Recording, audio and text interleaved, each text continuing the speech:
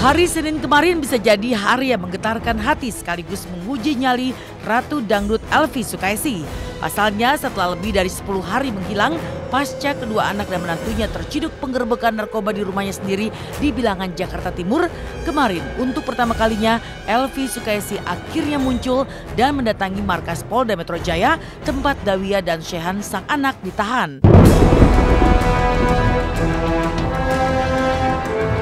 Dengan ditemani Wirda Silvana, kakak Dawiyah, serta Zaki Alatas, sang menantu sekaligus pengacara, Elvy pun datang dengan agenda mengejutkan. Pasalnya, pedangdut berusia 66 tahun itu datang untuk menjalani pemeriksaan pihak Polda Metro Jaya sebagai saksi atas penangkapan Dawiyah pada tanggal 14 Februari lalu, mencuatkan teka-teki baru. Harus menjawab sebanyak 18 pertanyaan dari pihak yang berwajib. Mungkinkah nenek berusia 66 tahun ini akan ikut terseret kasus dugaan penyalahgunaan narkoba akibat ulah anak-anaknya sendiri?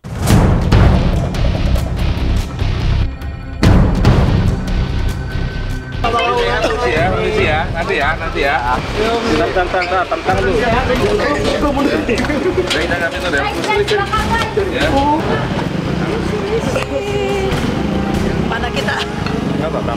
Hari ini kita mengagendakan untuk Ibu Elvy Sukaesih kita periksa sebagai saksi. Jadi inti garis besarnya bahwa nanti kita akan periksa apakah yang bersangkutan Ibu Elvy ini mengetahui ya bahwa anak-anaknya itu menggunakan narkotika ya di situ. Dan kita juga nanti akan menanyakan apa Ibu Elvy tahu juga tentang narkotika gitu.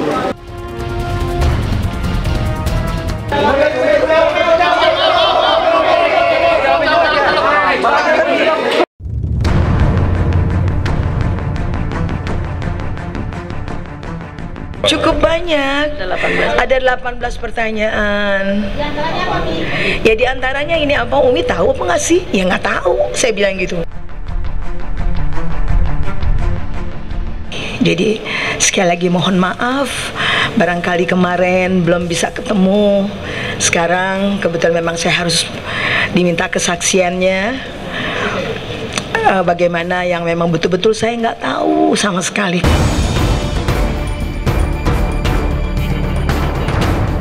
Mau tak mau teka-teki baru pun menjulang. Tinggal satu atap bersama dengan anak-anaknya, mungkinkah Elvy Sukaesih tidak tahu menahu tentang aktivitas anak-anaknya hingga terjerat barang haram narkoba?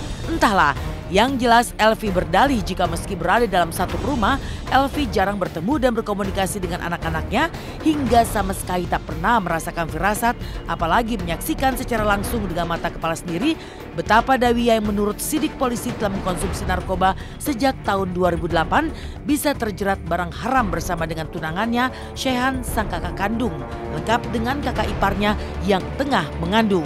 Aduh, saya nggak ngerti dan saya tidak tahu. Karena saya selama ini melihat Dawiyah nggak pernah ada apa-apa. Nggak pernah saya lihat gimana atau gimana, nggak ada, biasa-biasa aja. Normal-normal biasa. Paling kalau dia dengar saya masak, mama masak ya asyik gitu kan.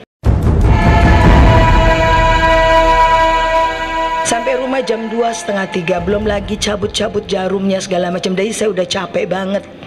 Jadi saya tidak bisa lihat lagi ke anak-anak karena kamar saya dengan anak-anak juga cukup jauh. Dan sekarang ini saya terus terang ketemu sama anak-anak, saya selalu telepon, ayo mama mau bicara atau Umi mau bicara, dan mereka lah yang datang ke kamar.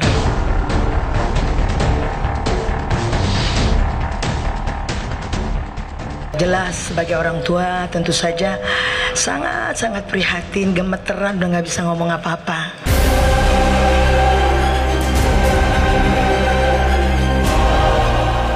Apalagi Shehan, ada rumah tangganya, dan mereka bukan anak-anak kecil yang saya mesti selalu monitor gini kan.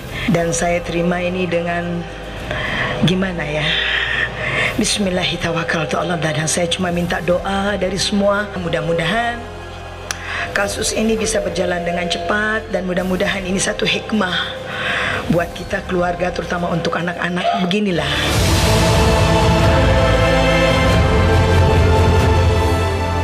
Ya, orang tua mana yang tak terpukul jika anak-anaknya tersandung kasus narkoba yang tak hanya haram di mata agama tapi juga terlarang di mata hukum.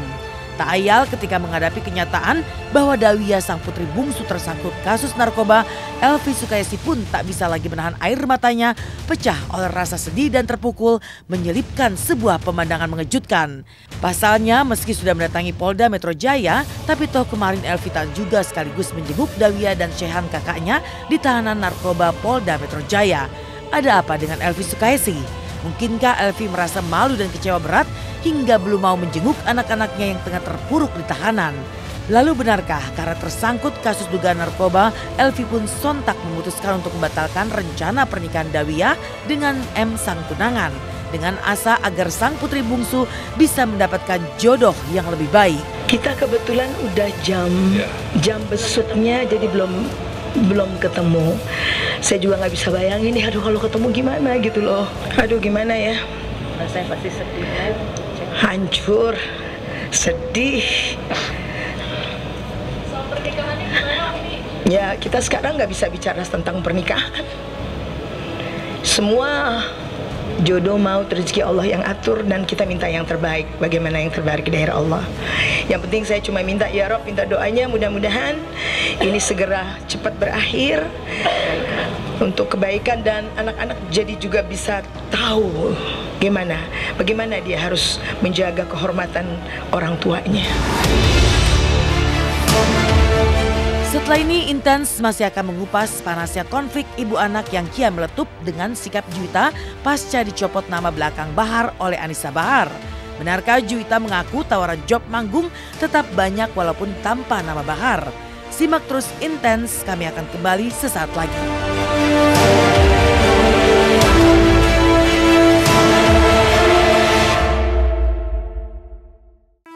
Halo, selamat pagi pemirsa. Jumpa lagi bersama saya Mila Rahmawati. Nah, kali ini pemirsa jauh dari kisah kasih ibu. Perseteruan antara ibu dan anak ini justru semakin panas bergulir. Juwita akhirnya angkat bicara pasca nama Baharnya dicabut oleh Anissa Bahar lewat ritual mencuci kaki ibundanya. Tapi benarkah Juwita mengaku bahwa job manggungnya masih tetap banyak meski nama Bahar tidak lagi menempel? Benarkah jawaban Juwita tersebut terkesan menantang ibundanya sendiri? Simak liputannya setelah yang satu ini.